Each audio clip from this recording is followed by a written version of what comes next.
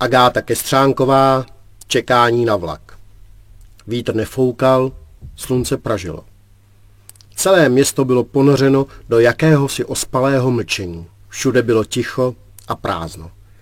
Jen občas se ozval pláč dítěte nebo štěkot psa. Ve stínu keře ležel mladík s Benjem a vybrnkával jednoduchou pomalou melodii. Hráč měl zavřené oči a převaloval v ústech sirku, jejíž hlavička mu čouhala ven. Mladík přestal hrát, otevřel oči a ohlédl se. Pohled mu spočinul na muži, který byl i přes úmorné vedro oděn do dlouhého pískového kabátu. Na klopě se vyhřívala zašlá hvězda, jež se čas od času zablízkala v záři poledního slunce. Šerif měl na hlavě posazený černý Stetson pokrytý silnou vrstvou prachu. Staré boty s železnými ostruhami při každém kroku tiše, avšak zřetelně zazvonily. Muž vzbuzoval nevídanou autoritu, ale snad jeho vlasy, protkané stříbrnými nitkami nebo zaprášený oděv mu propůjčovali jakýsi omšelý nádech. Zdál se unaven. Pomaloučku přešel celou hlavní ulici. Cink, cink, cink. Šerif pokračoval dál, ještě kousek za město. Zastavil se až u malé dřevěné zastávky. Posadil se a Benjo zase začalo hrát. Vytáhl z kapsy papírek a pytlíček s tabákem. Ubalil si cigaretu, strčil si ji mezi zuby a začal se šacovat. V té chvíli se před jeho obličejem rozhořel oheň, který mu zapálil cigaretu. Kdo si uhasil sirku a posadil se vedle šerifa. Chvíli seděli mlčky. Šerif nevypadal, že by chtěl s mužem ztratit jediné slovo. Chlap po jeho pravici páchnul potem a chlastem. Obnaženou hruď měl přepásanou 2 pásy s nábojnicemi a kšandami, jež mu drželi už tak vysoko vykasané kalhoty. Šerifovi se tahle persona vždy zdála o mnohem starší, než doopravdy byla. Ani celkem hezké blond vlasy a mladické modré oči nemohly zachránit vzhled vychlastaného a životem těžce zkoušeného třicátníka. Zdravím, pozdravil chlap. Šerif jen pokýval hlavou. Je vedro, že jo? Oslovil znovu šerifa lehce tázavým tónem, jako by se chtěl ujistit, že si jeho společník myslí to samé. To jistě, zamračil se šerif. Ale Logane, strčil si chlap do pusy kousek tabáku. Děláte, jako kdyby jsem byl cizí, ale my se přece známe, nebo ne? Známe, připustil šerif, až moc dlouho. Myslel jsem, že sedíš, McCoy. McCoy odhlil nahnědlé zuby a počešeně odpověděl. Před týdnem jste mě přece pustil a všechno jsem si poctivě odseděl, dodal ještě, když spatřil šerifův nepřístupný výraz. Zapomněl jsem. Bylo ticho. McCoy horečně přemýšlel, ale pak se znovu usmál a ukázal palcem za sebe. Pěkně hraje, že jo? Co po mně chceš? Povzdechl si šerif a pohlédl do poměnkových McCoyových očí. Už tolikrát ho překvapila živost a rozpustilost, která se za nimi skrývala.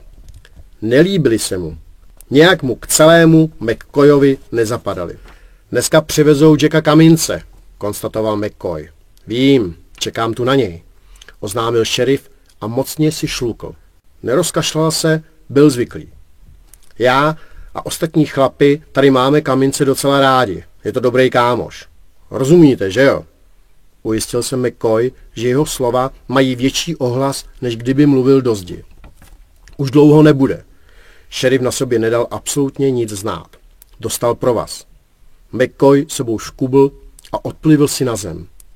Necháte ho jít. Proč bych to dělal?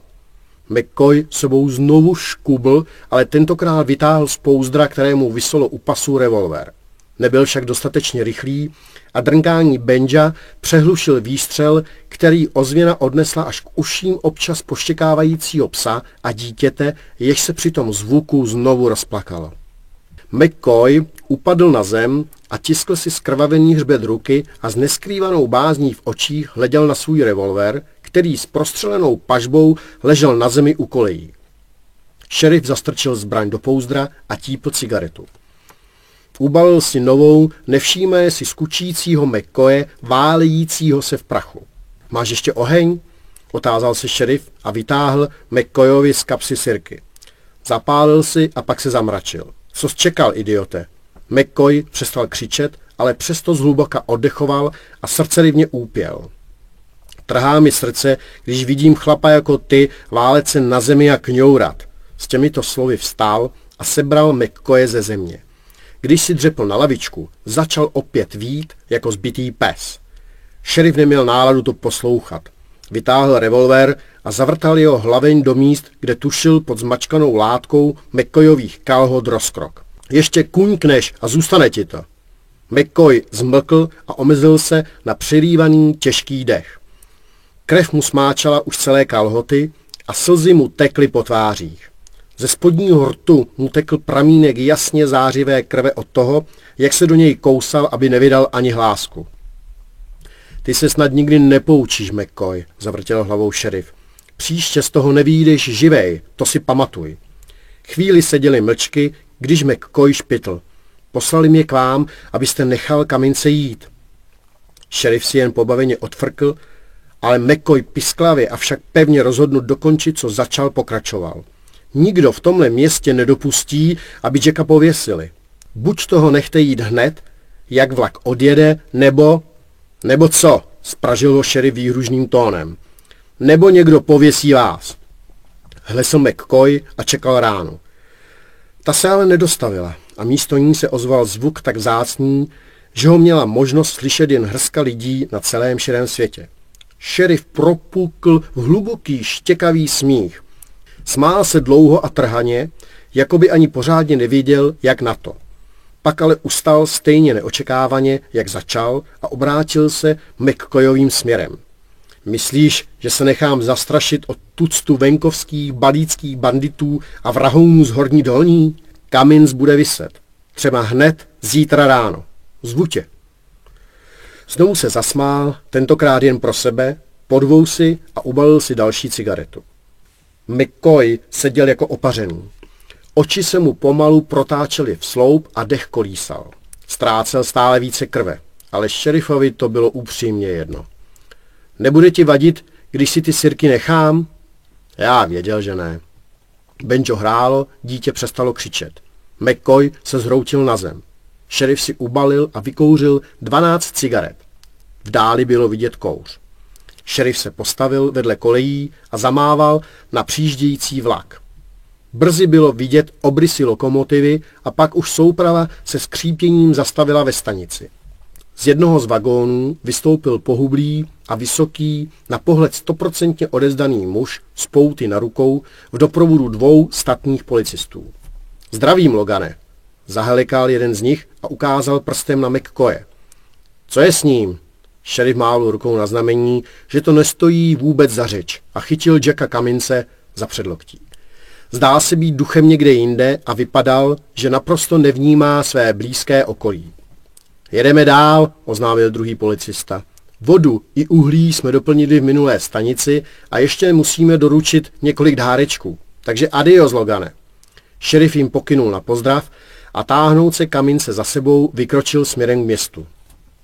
Byl právě na jeho okraji, když banjo přestalo hrát. Zpoza rohů a stínů domů se vynořilo na tucet postav. Všechny byly opásány těžkými revolvery a některé měly v rukou pušky. Šerif odstrčil Cumminse z cesty tak silně, až sebou praštil o zem. Zvedl se obláček prachu a šerif, sahajíce pro zbraň, si pomyslel. Jen ta jste, pánové.